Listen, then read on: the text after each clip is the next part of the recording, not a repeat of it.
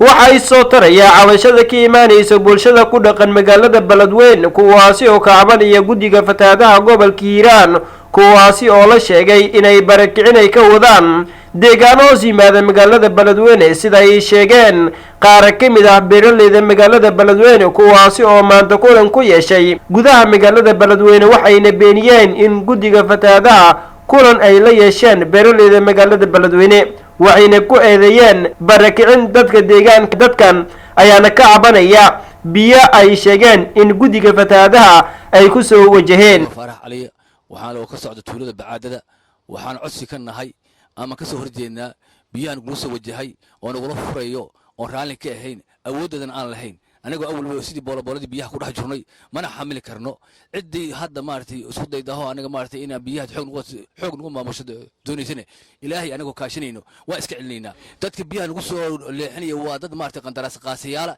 oo maartay maamul sheeganayo oo sheeganayo xooy maartay injineer sheeganayo oo maartay guddiga fataha badbaadada wadnaan dhahayo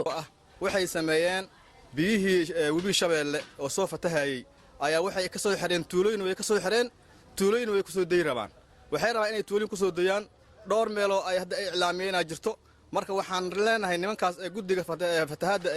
biyaha fatahaada inay naga dhaafaan dhibaatada ay nagu hayaan Rahmaan Rahiim anigoo ah Umar Aadan Cali Xareed dhagaxow ka socdo tuulada doonka waxaan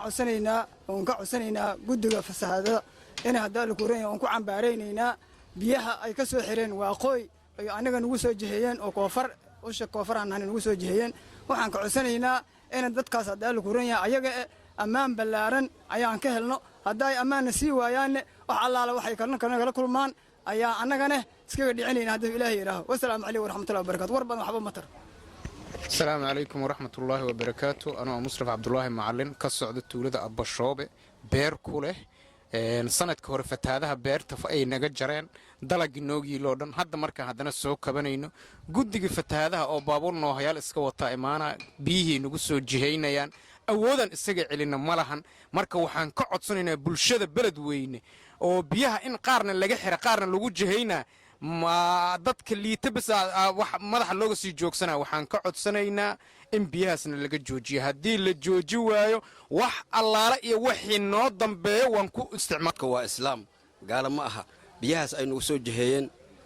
أو إسلام ماذا وح أقول دائما أنا ما أركتي وحي أي حرام معها دا نوسود دائما بيه أنا وحن قعد سنينا إن بياسنا اللي جدا هدانا اللي جدا وايو وحن تلاب أن خذينا هدولاك أنت كان كاين إن رفنو ayaan isku dayn warbadan xabba tarimaaye nimankaas hadii ay biyaas nagu soo jihayaan in markaas mutaqaana maanta wixii karaankaayna aan la marayno dhanka koofareed annaga ma u dul qaadan karna biyahaas umada heer Hiiraan waxaan ka codsanaynaa ama guddigaas aan ka codsanaynaa inay naga leexdaan haddayna naga leexanin ay naga leexa waayaan kolba on ragaanahay intii tabartayna aan annagana rafan doonaa hannaga leexdaana nimankaas saakaa u dambayso noohooyinay ku tageen annagana bar iyo beer iyo ilmo intaba meeshay noogu jiraan inay naga leexdaan nimankaas saas ayaan ka codsan waxay wadaan barakicin tuulooyinkaas tuulooyin la eg 10 tuulo ka soo bilow